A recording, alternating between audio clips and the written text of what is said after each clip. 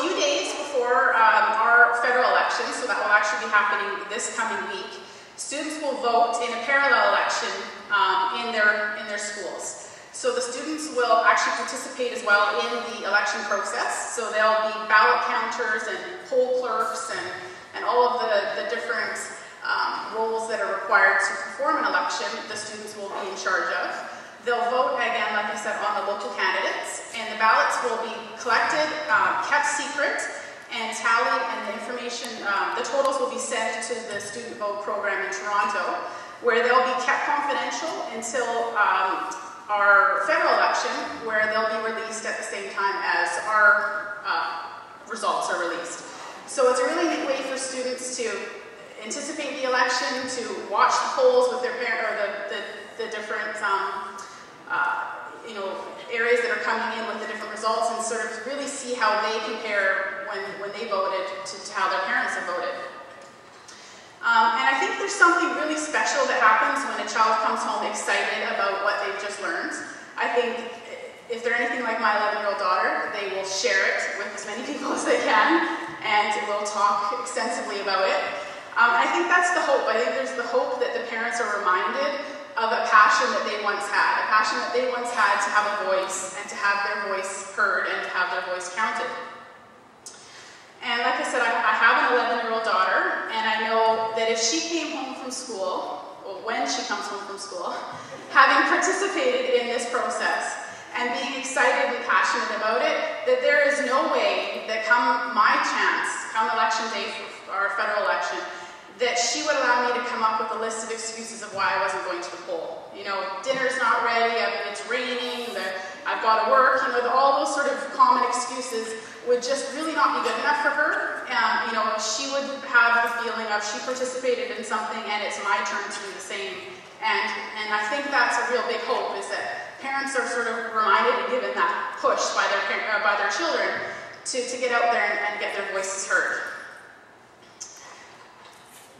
So my hope is that the parents will take the time to educate themselves on the different candidates and their platforms, and to have thoughtful and educated discussions with their children.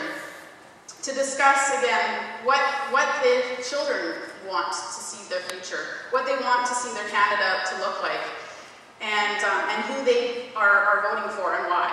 And then have that discussion with their child, because I think there's an opportunity there to really to learn something and to get both ways of conversation going. And I also hope that parents will bring their children with them to the polls. I think it shows them what active and engaged citizens do, and that's have their voices heard, and that's vote. And so I really hope that parents will bring their kids with them and actually show them that process. I am so excited at the thought that we are going to have a whole generation of kids who are going to go through their elementary and high school years being excited about having a voice, being excited about having a voice and the ability to make a difference. I think that knowledge is something really easily lost if we don't nurture it, and if we don't pass that on to future generations. If we need to let our children know that they're important, that they have a voice, and that citizens speak up and they have their voice heard. There's a really beautiful Margaret Mead quote that really speaks to that for me. And it says, "Never doubt that a group of thoughtful and committed citizens can change the world, for indeed, it's the only thing that ever has."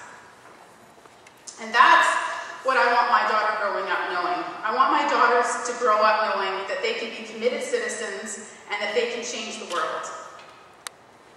I want my daughters to grow up knowing that they can make a difference and that they can have their voices heard. And I look at what Student Vote has done and what Taylor Gunn has accomplished. And his vision was something, he had this as a vision. He saw this as a need and something that he could do to make a difference. And you fast forward only a few years later, and we have over 500,000 students who voted in the last federal election across Canada. That's 500,000 students who are committed to talking about democracy and who are talking about what committed and engaged citizens do. And that's the kind of future that I want for my daughters. So my hope is in the upcoming days before the federal election that there are many thoughtful and engaged conversations occurring around each and every language dinner table, that we are reminded of what a privilege it is to have the right to vote, and that we all exercise it. I want to thank you again for having me come and speak with you today. And I wanted to leave you with a video, and trying to find a perfect video made about the Canadian federal election was very difficult, and that's a whole other topic that I could get into of why we don't have a lot of that produced. But there was one made for the US election that really speaks to exactly what I've spoken about today. And so my hope is, for a moment, we can all not think about the border that divides us, but about the common bond that ties us. So I'll just leave you with this video.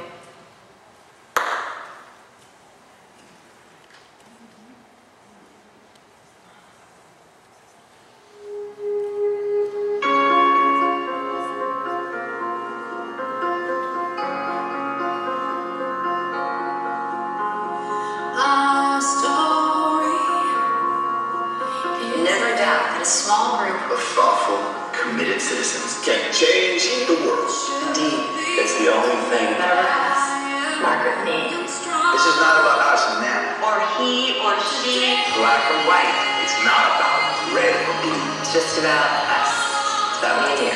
It's about all of us. Me and you. This is it. We're here now and we have to do something now. Do whatever it takes. Make your voice heard. This is my first election, and I am taking an active role in my future. I'm very proud of you. I don't care what all your friends say. Your vote does count. Every vote counts. Make yours one. Got it? Give me a V. V-O-T. I don't know how to do an E. Vote for yourself. Vote for your future. It should never be taken for granted. It's your responsibility. This is the moment. Seize it. Seize it. Get involved. Make a difference. You shouldn't have to think about it, people. Get up. Vote first, then go shopping. Vote. Vote. Vote. Vote. By the people and for the people. This was not written in vain. What do you have to lose? A lot.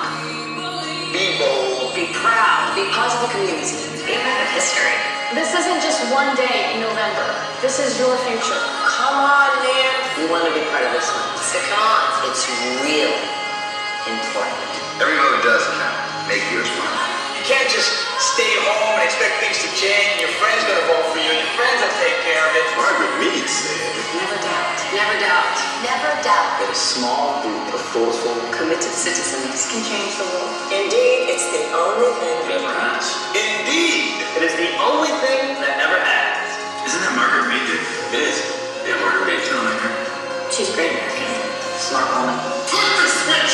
Catch the chance! Send in an absentee ballot. Vote. You gotta do it. Do whatever it takes.